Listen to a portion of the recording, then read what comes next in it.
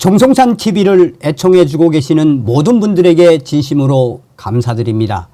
이번 시간에는 지금 중국 난리가 났으며 경제 개방 40년 최대 위기, 중국 인공 강우의 태풍급 강풍 지금 초토화돼. 이번 소식의 핵심은 과연 무엇이겠습니까? 잔악계나 반중 친미, 천멸중공. 정답 아니겠습니까? 정성산 TV 좋아요, 구독, 알림은 큰 힘이 되겠습니다. 후원해 주시는 모든 분들께 가열차게 멸공. 중국 경제개방 40년 역사 최대 위기 봉착. 부동산 경제 붕괴와 소비 지출 감소로 중국 경제가 40년 전 개방 경제로 돌아선 이래 최대의 위기를 맞고 있다고 미국 뉴욕 타임스가 보도했습니다. 중국 경제가 세계 경제의 견인차로 여겨지던 지난 2004년 중국인들의 경제 인식에 대한 조사가 시작됐습니다. 5년 전에 비해 소득이 늘었다는 답변의 비율이 2014년에 77%로 최고치를 기록했습니다. 지난해 응답은 39%로 떨어졌습니다. 코로나 팬데믹 이후 반등에 대한 기대감도 사라지고 있습니다. 중국은 몇 년 전 부동산 부분에 크게 위전하는 경제를 개혁하기 시작했습니다. 당시 부동산 부분은 개인 저축과 금융 및 지방정부 재정을 장악했었습니다. 그러던 부동산 부분이 충격적인 위기에 처했습니다. 개발 회사들이 막대한 부채를 남기고 줄줄이 도산하면서 투자 부진이 이어졌고 지은 아파트가 팔리지 않은 채 버려지고 일자리가 줄었습니다. 지은 아파트, 버려지고 있는 중국의 아파트가 1억 채가 넘는 것으로 나타났습니다. 저축 성향이 강한 중국 소비자들이 한층 더 허리띠를 졸라 맸습니다. 기업들은 임금을 삭감하고 고용을 줄였습니다. 대졸자 수백만 명이 일자리를 구하지 못해 구직 시장을 떠돌고 있습니다. 이에 더해 중국 인구가 2년 연속 줄었습니다. 성장하는 경제, 생활 환경 개선에 익숙한 중국인들의 자신감이 엄청나게 떨어졌습니다. 스촨성에서 2006년 광고판과 포스터 제작업을 시작한 쉐리 양은 몇 년 만에 직원을 16명까지 늘렸고 그의 인쇄기는 쉴 틈 없이 돌았습니다. 그러나 지난 7월 주문이 전년보다 70% 줄어들면서 직원을 6명으로 줄였습니다. 중국 정부가 경제 성장의 견인차 역할을 할 것으로 기대하는 소비 지출이 여전히 취약해진 상태. 중국 최대 전자 상거래 업체인 알리바바는 올 봄 국내 온라인 쇼핑 매출이 1% 줄었다고 밝혔습니다. 중국의 영화 매출도 지난해 대비 올 여름 절반 가까이 줄었습니다. 미 농업부는 지난달 경제 압박을 받는 중국인들의 돈육 구매가 줄고 보다 가격이 싼 소고기 구매가 늘 것이라고 예측했습니다. 중국 시장에 달려들던 서방 기업들이 빠져나가기 시작했습니다. 프랑스 사치품 그룹 LVMH의 화장품 회사인 세포라가 지난달 시장 상황의 어려움을 이유로 감원한다고 밝혔습니다. IBM은 중국 내 연구개발센터 2곳을 폐쇄했습니다. 부동산 과잉 투자 부채 9,396조 원, 과거에는 효과가 있던 정책들이 효과를 내지 못하면서 중국 당국이 당혹해하고 있습니다. 지방 정부가 돈을 빌려 수요를 넘는 대규모 건설 투자를 하면서 일자리를 만들고 건설 붐이 일었습니다. 그러나 부채가 부채를 낳는 등 눈덩이처럼 불어난 7조 달러, 약 9,396조 원에 달했습니다. 중국 정부가 위기를 느끼고 시장과 경제 데이터를 규제했습니다. 지난해 청년 실업률이 최고치를 기록하자 발표를 막았습니다. 뒤에 발표를 재개했으나 새로운 방법론을 적용해 실업률 수치를 낮추었습니다. 경제 위기에 대한 인식이 확산하는 것을 막기 위해 중국 당국자들이 경제학자들이 중국 경제와 1980년대 일본의 부동산 붕괴 사태를 비교하지 못하도록 금지했습니다. 그러나 중국의 과도한 부채는 무시할 수 없는 문제입니다. 부동산 기업들의 도산이 연쇄적 피해를 낳으면서 금융기관을 장악한 중국 정부가 기업 청산을 최소로 줄이고 있습니다.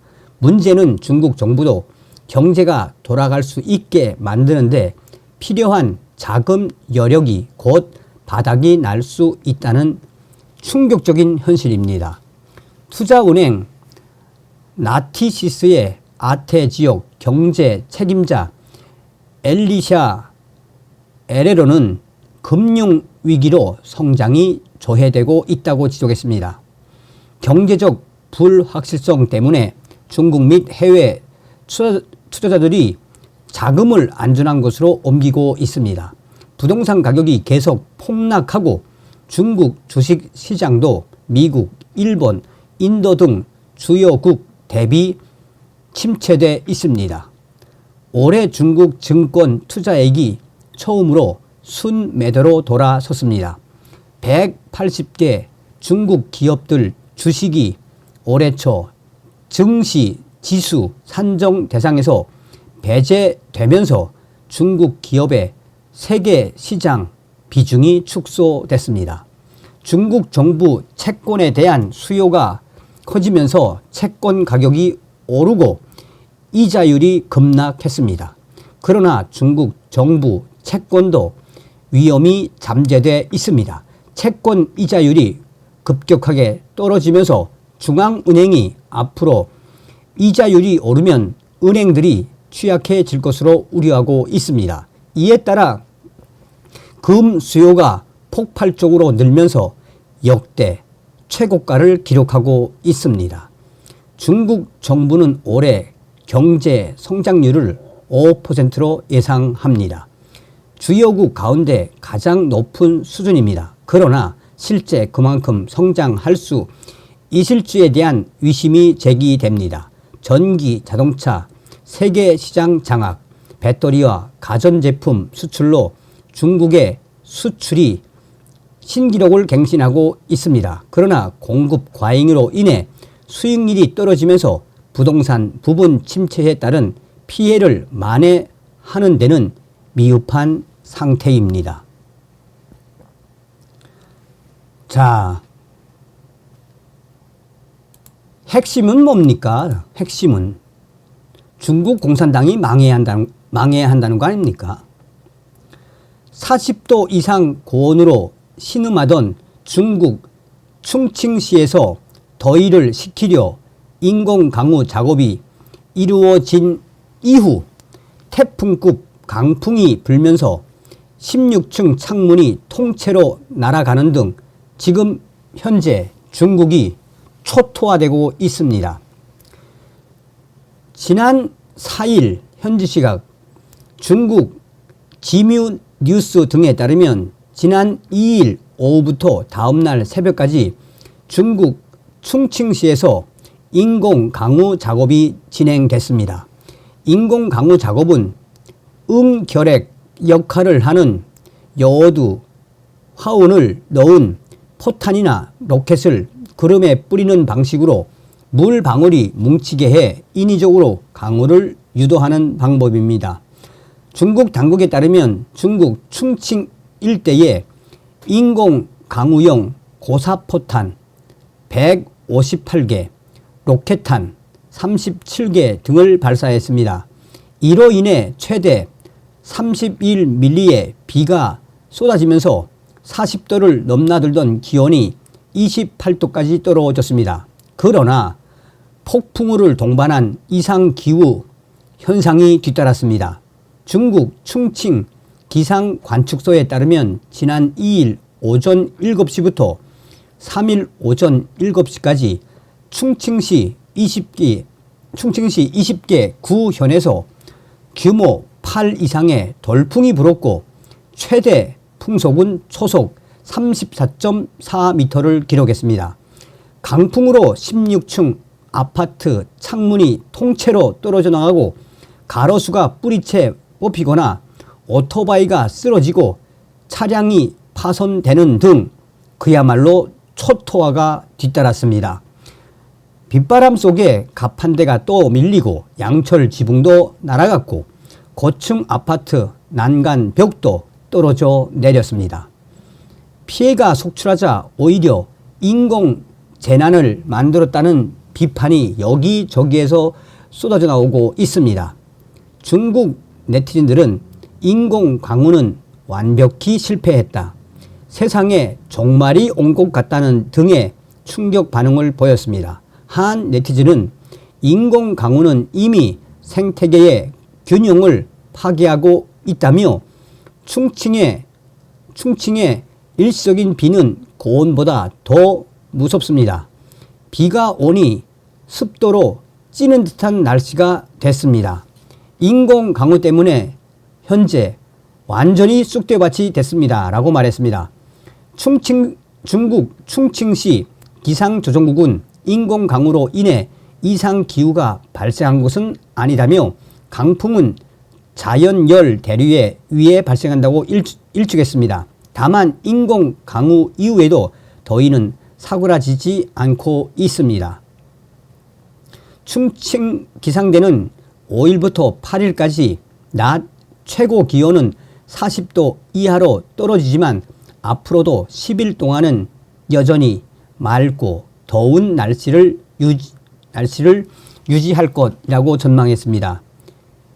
인공 강우 작업은 아랍에미리트 등 물이 부족하거나 건조한 사막 국가들 역시 자주 사용하는 방식으로 미국과 중국, 이스라엘, 태국 등 현재 전 세계 50개국 이상에서 150개의 인공강우 프로젝트를 진행하고 있습니다. 다만 인공강우의 실제 역량이나 효과에 대해서 전문가들 사이에서도 의견이 엇갈리고 있습니다. 자, 한마디로 뭐란 이야기입니까? 하늘도 놓였다는 거 아닙니까? 다음 시간에 뵙겠습니다. 멸공.